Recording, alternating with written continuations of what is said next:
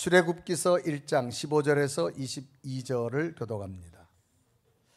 애굽 왕이 히브리 산파 십부라라 하는 사람과 부하라는 사람에게 말하여 이르되 너희는 히브리 여인을 위하여 해산을 도울 때에 그 자리를 살펴서 아들이거든 그를 죽이고 딸이거든 살려두라. 그러나 산파들이 하나님을 두려워하여 애굽 왕의 명령을 어기고 남자 아기들을 살린지라. 애굽 왕이 산파를 불러 그들에게 이르되 너희가 어찌하여 이같이 남자 아기들을 살렸느냐. 산파가 바로에게 대답하되 히브리 여인은 애굽 여인과 같지 아니하고 건장하여 산파가 그들에게 이르기 전에 해산하였더이다 하매 하나님이 그 산파들에게 은혜를 베푸시니 그 백성은 번성하고 매우 강해지니라. 그 산파들은 하나님을 경외하였으므로 하나님이 그들의 집안을 흥왕하게 하신지라.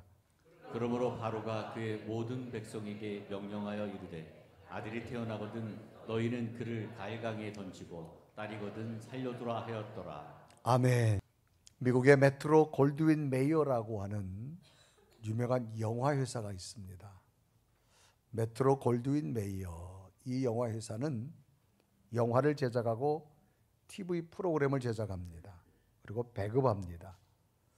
미국의 유명한 헐리우드가에 보면 5개의 메이저 영화 스튜디오 중에 한 회사 하나가 바로 메트로 골든 메이어라고 하는 회사입니다.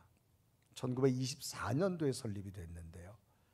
세계인들이 가장 많이 흥미를 끌었던 영화 시리즈 가운데 여러분 제임스 본드가 나오는 007 시리즈도 이 회사에서 만들게 되어져서 세계인들에게 영화가 집중하게 만든 회사입니다. 이 회사의 설립자는 메트로 골든 메이어라고 하는 그 회사의 끝자인 메이어, 그 사람의 이름을 따가지고 만들었습니다. 이 메이어가 어렸을 때 친구와 싸운 적이 있습니다. 메이어는 친구에게 맞고 집에 돌아와서는 분통을 터뜨리며 막 친구를 욕을 하기 시작합니다. 이때 어머니가 메이어를 데리고 산으로 갑니다. 산에 가서 메이어에게 말합니다. 아들아, 여기서 친구를 실컷 욕을 해라고 말합니다. 그러자 이 메이어는 산을 향해서 소리를 칩니다. 이 나쁜 놈들아, 못된 놈아 하면서 친구를 향해서 막 욕을 합니다. 그런데 조금 있더니 소리가 메아리 쳐서 닭에게 다시 돌아오는 거예요. 그런데 계속 나쁜 놈아, 나쁜 놈아, 못된 놈아, 못된 놈아 하면서 막 메아리 쳐가지고 오는 거예요. 자기는 한마디 했는데 막 메아리 쳐서 10배나 더 오는 거예요. 그래서 이번에는 어머니가 이런 말을 합니다. 아들아, 이렇게 한번 또 말을 해봐라. 하나님은 나를 축복하십니다. 하나님은 나를 축복하십니다. 똑같이 했더니 또 메아리 쳐서 막 들려오는데 하나님은 나를 축복하십니다. 하나님은 나를 축복하십니다. 아직도 아멘 안 하는 사람 언제 할라? 하나님 나를 축복하십니다. 그때 메이어가 깨달았다고 합니다. 내가 남을 향해 한 번 욕을 하면 그것이 10배로 돌아오는구나. 남을 한번 축복하면 10배로 축복이 돌아오는구나. 그래서 이 메이어는 이 교훈을 평생 가슴에 새기고 늘 사람들에게 사랑과 축복을 빌어주며 MGM이라고 하는 큰 영화사를 세우게 됩니다. 그래서 메트로 골든 메이어라고 하는 회사를 세우게 됩니다. 사람은 자신에게 주어진 현실에서 어떠한 논리를 선택하느냐가 참 중요합니다. 논리란 말은 말이나 글에서 이치에 맞게 이끌어가는 과정이나 원리를 논리라고 말합니다. 어떤 사람들의 말이나 글에서 이치에 맞게 이끌어가는 과정이나 원리를 논리라고 말합니다. 사람은 인생을 살아가면서 어떠한 논리가 나 자신을 이끌고 가느냐가 매우 중요합니다. 그래서 어떤 논리를 내가 따라갈 거냐, 어떤 이치에 맞는 길을 선택할 거냐가 매우 중요합니다. 우리는 행복이란 단어가 있고 불행이란 단어가 있습니다. 모든 사람들이 행복을 원할 겁니다. 그러면 행복과 불행 어느 쪽의 논리를 따라갈 거냐 그 말입니다. 행복의 논리를 따라가다 보니 행복이 되어졌고 불행의 논리를 따라가다 보니 불행이 되더라는 겁니다. 그러면 행복과 불행의 논리 가운데 어느 논리를 따라갈 거냐? 이를 보람으로 하는 사람은 행복한 사람입니다. 근데 이것을 반드시 내가 해야 되는 의무라고 생각하는 사람은 불행한 사람입니다. 언제나 싱글벙글 웃으며 말하는 사람은 행복한 사람이고, 투덜대는 사람은 불행한 사람이다. 평생 고마웠던 일만 마음에 품는 사람은 행복한 사람이고, 섭섭했던 일만 마음에 담는 사람은 불행한 사람이다. 감사하는 마음으로 먹고 사는 사람은 행복한 사람으로, 불평으로 먹고 사는 사람은 불행한 사람이다. 잘 될 이유만 찾는 사람은 행복한 사람이고, 안 될 이유만 찾는 사람은 불행한 사람이다. 좋아하는 사람이 많은 사람은 행복한 사람이고, 미워하는 사람이 많은 사람은 불행한 사람이다. 좋은 의견이 나오고 해보자고 하는 사람은 행복한 사람이고, 보나마나 뻔하게 안 된다고 말하는 사람은 불행한 사람이다. 해야 할 일이 많음을 긍지로 여기는 사람은 행복한 사람이고, 불만으로 여기는 사람은 불행한 사람이다. 마음까지 화장한 사람은 행복한 사람이고, 얼굴만 화장하는 사람은 불행한 사람이다. 여기서 라면 안 하네. 여러분, 행복과 불행 논리가 있어요. 어떤 논리를 따라가냐? 행복하기 싶으면 행복한 논리를 따라가십시오. 그러면 행복이 여러분 임할 줄로 믿습니다. 불행한 논리를 따라가면서 하나님 행복 주세요, 그렇게 되어지지 않습니다. 오늘 본문에도 두 가지의 논리가 나옵니다. 이 논리는 말이나 글에서 이치에 맞게 이끌어가는 과정을 우리는 논리라 그렇게 말하죠. 오늘 성경 본문 내용은 애굽에서 일입니다. 애굽의 바로 왕이 자기들이 데리는 노예 히브리 민족들이 너무너무 많아지는 거예요. 그래서 어린아이들을 이제 좀 살해하려고 하는 정책을 만듭니다.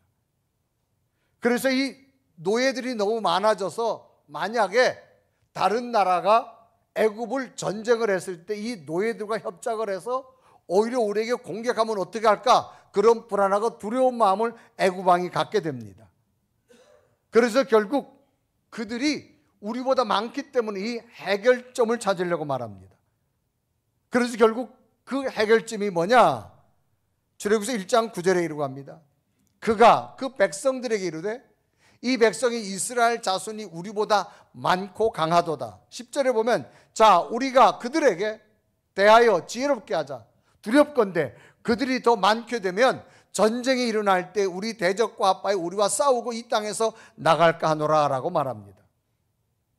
점점 우리보다 많아지니까 전쟁이 나면 적들과 단합을 해서 우리를 오히려 치지 않을까? 그래서 결국 내린 결정이 뭐냐?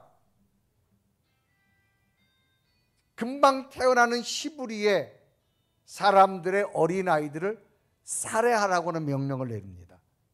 당시 산파로 있던 십보라와 부라를 불러가지고 지금부터 히브리 여인들이 아이를 낳으면 남자아이면 다 죽여라, 여자아이면 살려두라 그렇게 말합니다. 그래서 출애굽기서 1장 16절에 이루가죠. 이르되 너희는 히브리 여인을 위하여 해산을 도울 때에 그 자리를 살펴서 아들이거든 그를 죽이고 딸이거든 살려두라 그렇게 말합니다. 당시 이 산파는 전문직입니다. 상당한 지위를 누렸던 사람들입니다. 자신의 안정된 지위를 누리려면 눈 딱 감고 바로의 명령을 따르면 됩니다. 그러나 산파들은 바로의 명령을 따르지 않습니다. 오히려 하나님을 두려워했습니다. 그래서 이 생명들을 죽이지 않고 살리는 일에 앞장섭니다. 그래서 출애굽기 1장 17절에 이르고하죠. 그러나 산파들이 하나님을 두려워하여 애굽 왕의 명령을 어기고 남자 아기들을 살린지라 라고 말합니다. 당시 이 산파들의 선택은 권력자의 힘의 논리를 따를 것인가, 아니면 신앙의 논리를 따를 것인가, 두 가지의 논리 앞에 분명히 선택을 해야만 합니다. 너무나도 중요한 선택입니다. 자신의 이익과 직결되는 애굽 왕의 명령을 따를 것인가, 아니면 자신의 이익과 관계없는 하나님의 뜻을 따를 것인가, 중요한 선택을 분명히 해야 됩니다. 이 두 가지의 논리 속에서 산파 이 두 사람은 어떤 논리를 선택하게 되었고 그 선택의 결과는 어떻게 되었는가를 찾아보면서 오늘 우리들의 삶 속에서도 수많은 논리가 있다고 할지라도 진정 하나님이 원하시는 논리를 통해서 하나님의 복된 열매가 여러분 있기를 주님의 이름으로 축복합니다. 두 가지 논리가 뭘까? 첫째는요, 이성적 논리입니다. 이성적 논리. 여러분, 이성이라는 단어는요, 인간이 기준이 됩니다. 그래서 생각하고 판단하는 능력을 이성이라고 말합니다. 인간이 기준이 돼가지고 우리가 스스로 생각하고 판단합니다. 그러면 이성적 기준에 가장 발달된 게 뭐냐? 계산입니다. 마이너스와 플러스의 계산입니다. 그러니까 인간적인 모든 기준은 뭐냐? 플러스와 마이너스가 전제가 깔려져 있습니다. 이익될 거냐 손해될 거냐 그런 이야기입니다. 애굽왕은 이스라엘 민족의 수적 증가를 막기 위해서 이스라엘 백성들에게 아주 가혹한 노동 착취를 합니다. 결국 출산 억제 정책을 합니다. 무거운 짐을 지우고 건축 현장에 가서 힘든 일을 시키고 저들로 하여금 가능한 한 출산 억제 정책을 시킵니다. 그런데 아무리 억제 정책을 해도 하나님의 백성 이스라엘 백성들이 수가 줄질 않고 성경은 더욱 번성했다라고 기록합니다. 그래서 출애굽기 1장 12절은 이렇게 기록하지요. 그러나 학대를 받을수록 더욱 번성하여 퍼져나가니 애굽 사람이 이스라엘 자손으로 말미암아 근심하여. 아무리 애굽 왕이 과도한 정책을 가지고 노동력을 착취하고 힘든 일을 시켜도 점점 번성하는 거예요. 그러니까 왕이 근심. 저들이 점점점 많아지면 어떡하냐 그 말입니다. 결국 선택이 뭐냐? 지금부터 남자 아이들이 태어나면 죽이라는 겁니다. 이 살해 명령을 애굽 왕이 합니다. 그래서 출애굽 1장 15절에 말하죠. 애굽 왕이 히브리 산파 십부라라는 사람과 부하라는 사람에게 말하여 16절에 보면 이르되 너희는 히브리 여인을 위하여 해산을 도울 때 그 자리를 살펴서 아들이거든 그를 죽이고 딸이거든 살려두라. 이런 명령은 당시 강대국이었던 애굽 왕의 명령입니다. 만약에 이 애굽 왕의 명령을 어긴다면 산파들은 엄청난 불이익이 생길 겁니다. 이제 산파들이 이 명령을 선택할 거냐, 이 명령을 따를 거냐, 선택하지 않을 거냐, 따르지 않을 거냐 선택해야 됩니다. 이 문제 앞에서 과연 어떤 논리를 찾아야 될까? 이성적 논리로 계산을 해볼 겁니다. 계산할 때 왕의 명령을 따를 것이 내게 이익일까? 왕의 명령을 따르지 않은 것이 내게 이익일까?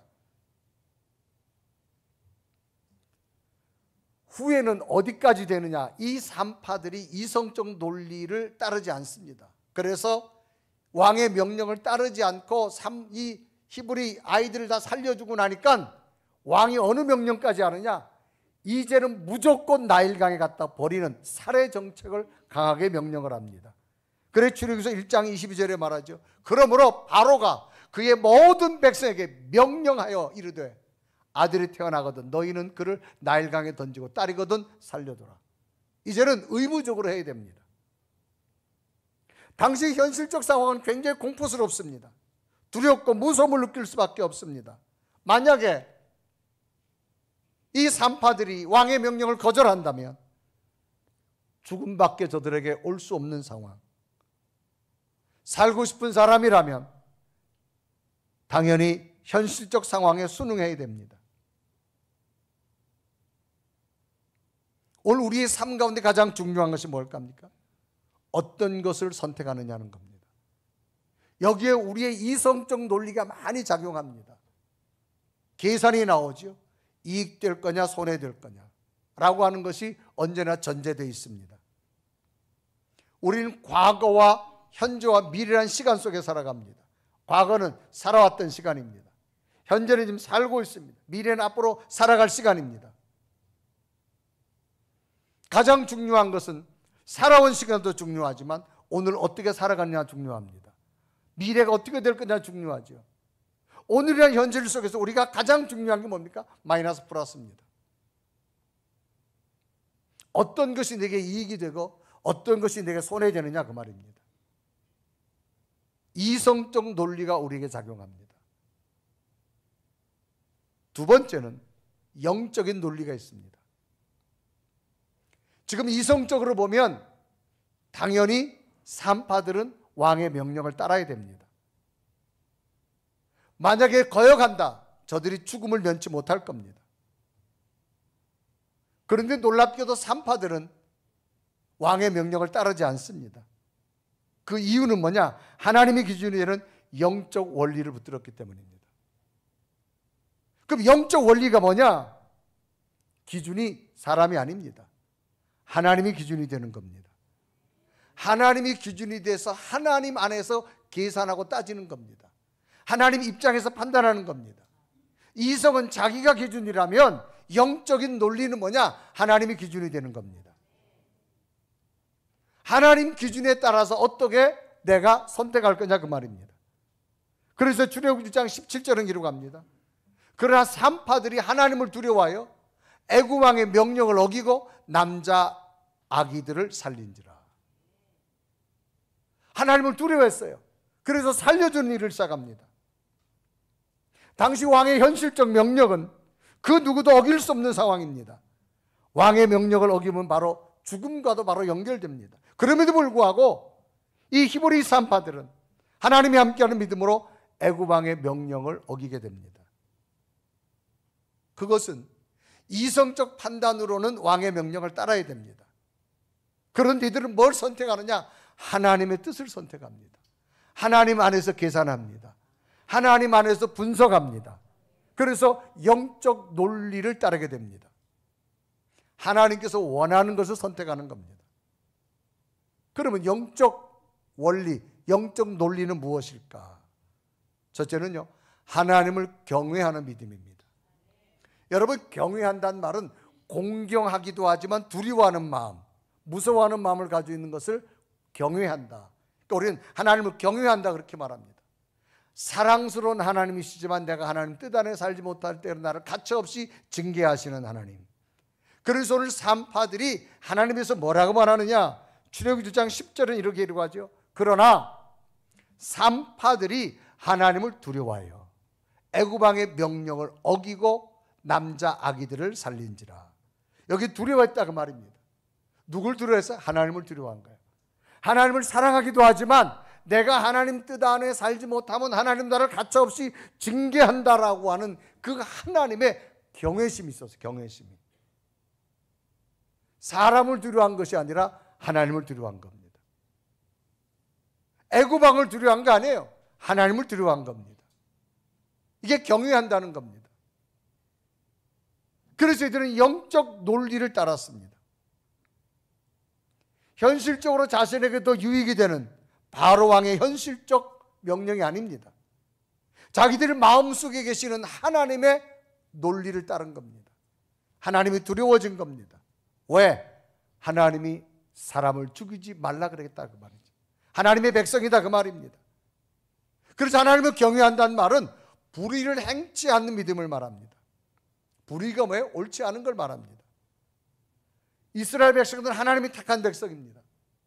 그런데 하나님이 택한 백성을 죽인다? 그건 하나님을 두려워하는 마음이 컸기 때문에 이들은 과감하게 애굽 왕의 명령을 거부합니다. 죄악을 멀리하고 하나님의 뜻인 의로운 길을 선택하게 되지요. 하나님의 백성들을 죽이는 일, 하나님이 원치 않는 겁니다. 그래서 이 산파들은 바로 왕의 명령이 크지만 그 명령보다 더 큰 하나님을 두려워하는 마음을 갖습니다. 그래서 저들은 영적 논리를 따릅니다. 우리가 인생을 살아가면서 어떤 논리를 따르냐 참 중요합니다. 민수기서에 보면 모압이라는 나라가 나옵니다. 이 모압 나라는 서셈족 계열의 민족입니다. 이스라엘 민족을 괴롭히는 민족이에요. 요단강 서쪽에 살아가고 있는 민족인데 이 모압 나라의 왕이 발락 왕입니다. 어떻게 하면 이스라엘을 정말 좀 이길 수 있을까? 왜? 이스라엘은 하나님이 붙들고 있으니까. 그래서 어떤 방법을 써도 안 돼요. 그러다가 이들이 묘안을 찾아낸 게 뭐냐? 그래, 하나님의 선지자들을 찾자. 그래서 당시 왕이 발락 왕입니다. 이 발락 왕이 발람이란 선지자를 부릅니다. 매수합니다. 그에게 돈을 굉장히 많이 줍니다. 금은 보석을 줍니다. 이 돈 줄 테니, 이 보석 줄 테니 너는 가서 이스라엘 백성을 저주해라. 그러면 하나님도 너의 말에 의해서 저들을 전쟁에서 패하게 할 거다, 그렇게 말합니다. 이때 하나님께서 발람 선지자에게 말합니다. 너 하지 마라. 그래서 민수기서 22장 12절에 기록합니다. 너는, 하나님이 발람에게 이르되 너는 그들과 함께 가지도 말고 그 백성을 저주하지도 말라. 그들은 복을 받은 자들이다. 지금 돈을 굉장히 많이 줬어요. 하지 말라는 겁니다. 여기서 선택을 해야 됩니다. 결국 발람이 선택하지 않습니다. 영적인 논리는 이성을 선택할 거냐, 영적인 논리를 선택할 거냐는 겁니다. 영적인 논리, 현실적 논리에서 나타나는 이성적 계산법을 뛰어넘을 때에 영적 논리가 가능합니다. 분명히 이성적으로는 손해보는 것 같아요. 그러나 영적 논리는 하나님이 채우는 걸 보게 되어집니다. 이게 영적 논리입니다. 우리가 2024년 한 해를 마감하는 12월입니다. 여러분 지금까지 인생을 쭉 살아오시면서 여러분들이 분명히 붙든 게 있을 거예요. 11조 생활입니다. 왜? 하나님께 성경에 하나님이 주신 물질 가운데 하나님의 것을 우선해 드리라 그랬거든요.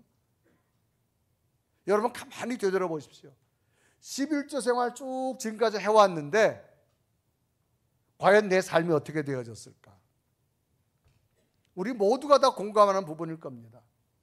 한 달 생활비 다 우리가 얼마를 가지고 살아갑니다. 그러면 기본적으로 가정을 이루려면 기본적으로 나가는 공적인 자금들이 많아요. 쭉 계산해 봅니다.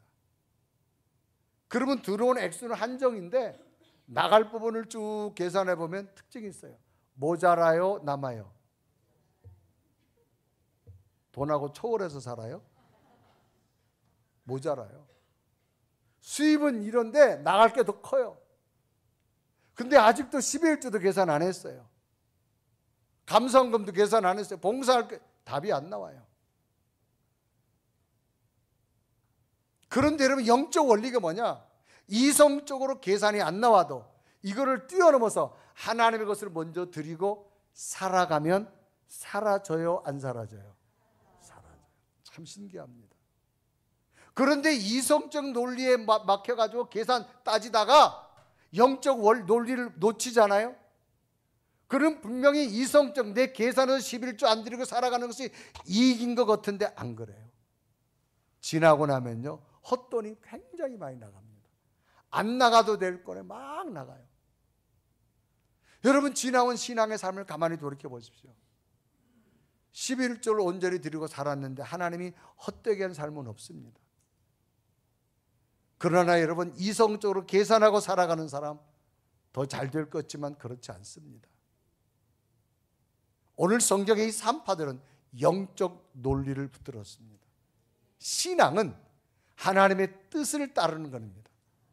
영적 논리를 붙들 수 있는 믿음이 되길 바랍니다.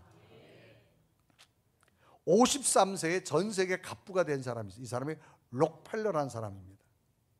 가난한 호르몬이 밑에 양육되어졌지요. 아주 불행한 어린 시절을 지나고 석유의 왕이라고 불릴 정도로 또 세계인들에게 많은 정말 좋은 일을 한 사람 중에 하나입니다.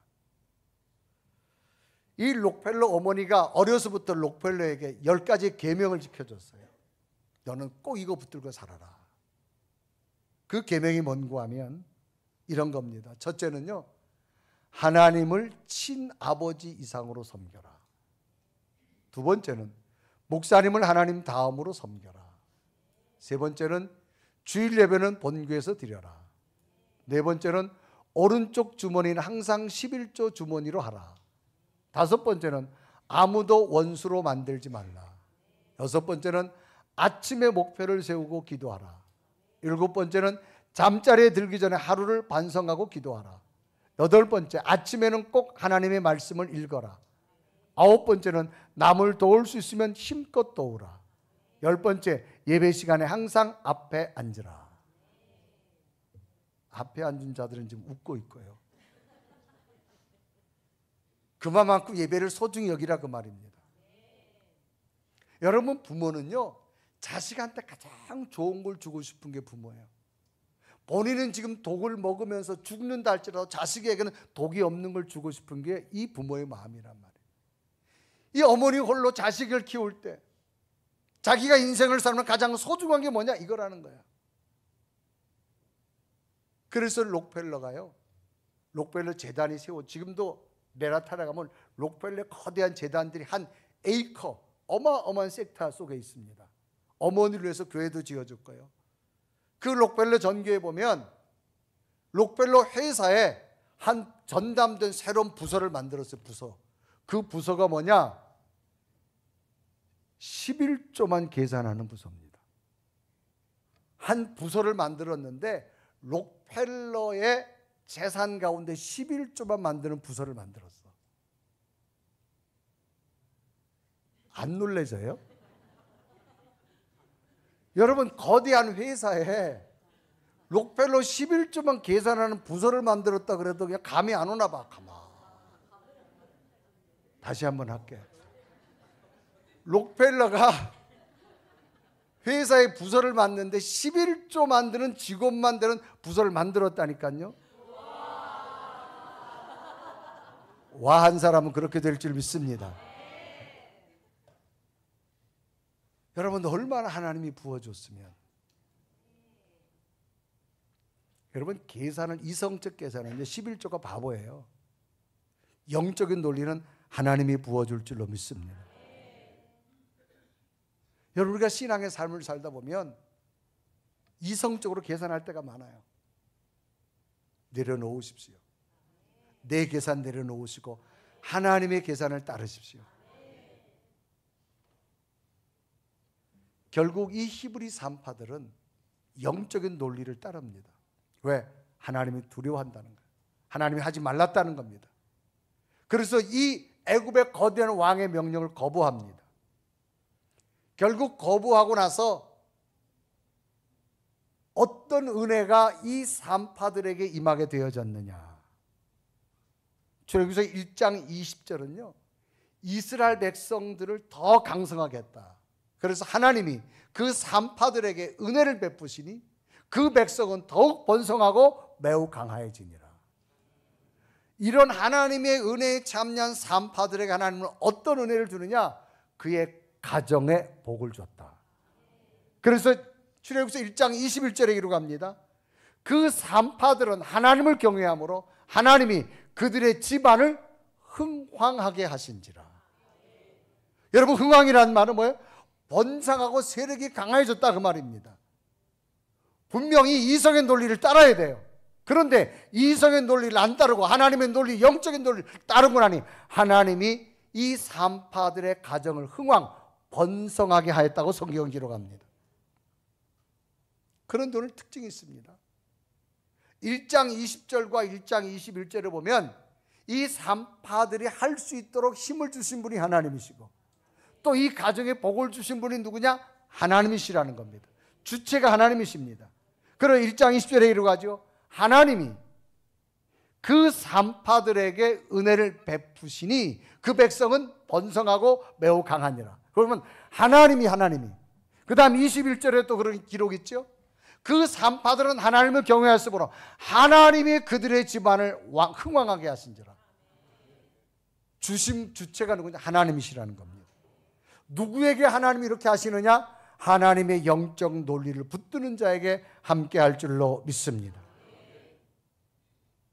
우리는 언제나 두 가지 논리가 있습니다. 하나는 이성적 논리입니다. 내 손익분기점을 가지고 계산합니다. 해야 되냐 말아야 되냐, 해야 되냐 말아야 되냐. 이걸 잘 못 넘습니다. 또 하나는 영적 논리입니다. 이성의 논리를 넘으셔서 영적 논리를 가보십시오. 하나님의 세계가 보여질 줄로 믿습니다. 성경에 보면 대조되는 두 사람이 나옵니다. 하나는 사울과 다윗입니다. 사울은 현재 왕이었고 다윗은 어린 소년인데 도망 다닙니다. 사울이 미워서 다윗을 죽이려고 합니다. 다윗이 도망 다니다가 사울을 죽일 수 있는 기회가 두 번 있었어요.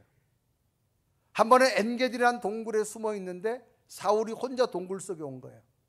그래서 다윗 옆에 있던 사람들이 사울을 죽이자고 말합니다. 그런데 다윗이 가서 죽이지 않고 칼로 옷자락만 베어 가져옵니다. 여러분, 옷에 천을 잘라올 정도면 칼로 그 사람을 충분히 죽일 수 있어요. 그런데 다윗을 행하지 않는 이유가 뭐냐? 하나님이 하지 말라 그랬다는 겁니다. 그래서 사무엘상 24장 6절에 이르가죠. 자기 사람들에게 이르되 내가 손을 들어 여호와의 기름 받은 내 주를 치는 것은 여호와께서 금하시는 것이니 그는 여호와의 기름 부음 받은 자가 됨이라. 하나님이 하지 말랐다는 겁니다. 이거 뭐예요? 영적 논리입니다. 그래서 나는 안 한다는 겁니다. 그러나 결국 어떻게 됩니까? 하나님이 사울을 버리고 다윗을 이스라엘의 2대 왕으로 세우고, 그 다윗은 2000년이 지난 지금도 이스라엘 국기는 다윗의 별의 칭호로 시작합니다. 그래서 사무엘하 2장 4절에 이르가죠. 유다 사람들이 와서 거기서 다윗에게 기름 부어 다윗에게 말하 기름 부어 유다 족속의 왕으로 삼았더라라고 기록합니다. 영적인 논리를 끝까지 붙든 다윗, 하나님이 세우심을 봅니다. 오늘날은 다양한 논리들이 참 많은 시대입니다. 이성적, 학문적, 철학적, 삶 속에서 많은 논리들을 만들어냅니다. 그 논리들 정말 그럴듯합니다.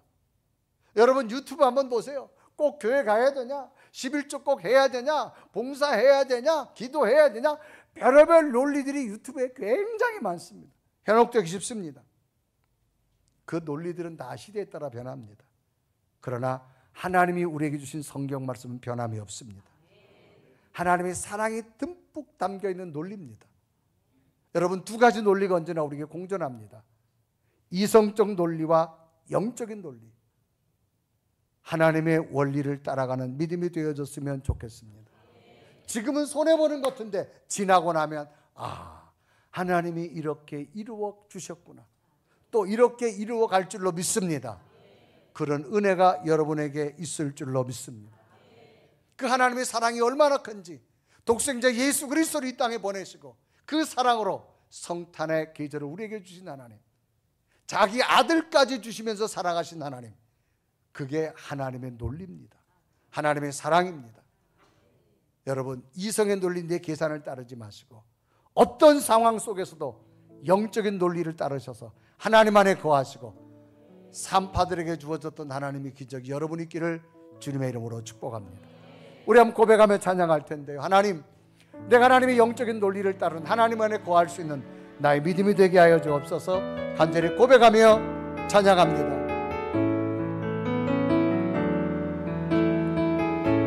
거하라, 나는 내 하나님이 모든 환난 가운데 너를 지키는 자라. 두려워하지 말라, 내가 널 도와주리니. 놀라지 말라, 내 손잡아 나의 안에 거하라.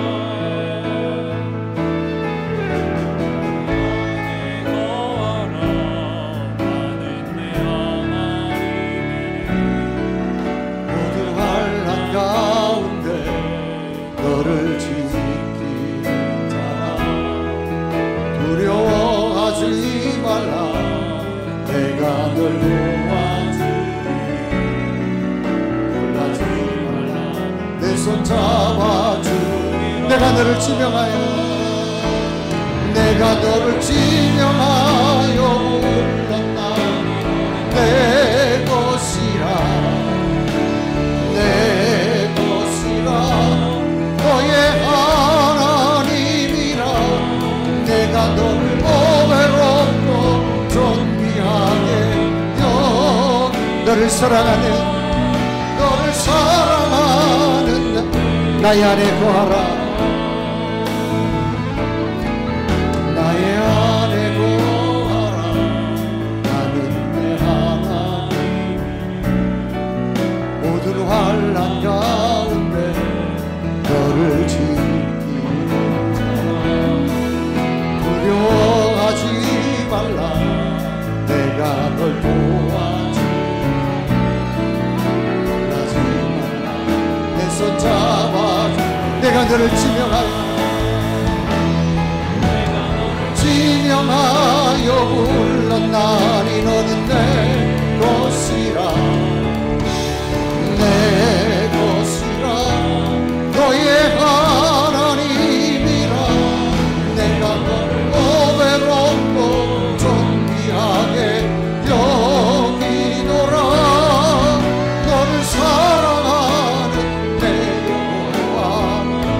우리 함다 같이 두 눈을 감으시고, 하나님, 나는 이성의 논리를 따를까요? 영적인 논리를 따를까요? 언제나 이 두 가지가 내 마음속에 공존합니다. 내 계산이 앞서서 하나님의 논리를 놓칠 때가 참 많습니다. 하나님은 우리에게 영적인 논리를 따르기를 원하시는데, 지금 내 앞에 놓인 현실을 보면 마이너스 플러스를 계산하다 보면 거기에 몰입될 때가 참 많습니다. 하나님, 내 믿음이 이성적 논리를 넘게 하여 주옵소서. 내가 생각하는 마이너스 플러스, 이익이냐 손해냐를 넘어가게 하셔서 하나님의 기적을 볼 수 있는 믿음 되게 하여 주옵소서. 분명히 산파들은 왕의 명령을 따라야 됩니다. 그래야만 저들은 살 수 있습니다. 그러나 여러분, 가만히 보십시오. 만약에 애굽의 왕이 산파들을 지켜서 히브리 노예들의 남자아이를 다 죽였다면, 그때 왕은 자기의 정책을 숨기려고 산파들을 죽여야만 됩니다. 그게 이성의 논리입니다. 그러나 이성의 논리를 저버리고 영적인 논리를 따르고 나니 하나님이 저들의 가정을 흥왕하게 하셨고 히브리 민족을 번성케 하는 하나님의 기적이 있음을 성경은 말합니다. 하나님, 오늘도 주님 안에 거하고자 왔습니다. 내 성벽에 이성적 논리를 떠나게 하시고 영적 논리를 붙들게 하여 주옵소서. 지금은 손해보는 것지만 하나님, 미래를 약속하는 하나님을 믿습니다. 하나님의 약속이 내게 있음을 나는 믿습니다. 하나님, 영적인 논리를 따를 수 있는 내 믿음 되게 하여 주옵소서. 지나온 삶이 하나님의 은혜였다면 앞으로도 은혜 붙들고 살아갈 수 있는 이 고백이 내 입술과 내 마음속에 나타나게 하여 주옵소서. 오늘도 주님 안에 거하겠습니다. 하나님, 이성의 논리가 아니라 영적인 논리를 따라 하나님을 두려워하는 하나님 안에 살아가는 내 믿음 되게 하여 주시옵소서. 하나님 앞에 간절히 주여 이 믿음이 내게 있게 해달라고 고백하며 기도합니다. 살아계신 하나님, 이 시간도 주 앞에 간절히 기도합니다. 간절히 간구합니다. 하나님, 하나님의 살아계신 믿습니다. 하나님의 능력을 믿습니다. 하나님의 그 놀라운 기적들을 믿사오니, 오 살아계신 하나님, 오 성령의 하나님, 당신의 권능의 손길로, 능력의 손길로 하나님의 약속으로 임할 줄 믿사오니, 주여 내게 은혜 베푸시옵소서. 내게 성령 베푸시옵소서. 하나님의 권능을 함께 하시고 하나님의 약속을 함께 하고, 주여 나를 도우시옵소서. 주여 내게 은혜 주시옵소서. 오 살아계신 오 성령의 하나님, 주여 주여 나를 도우시옵소서. 하나님, 내게 크고 놀라운 일이 하나님의 약속을 나타나고 성령의 권능으로 붙잡아 주시옵소서.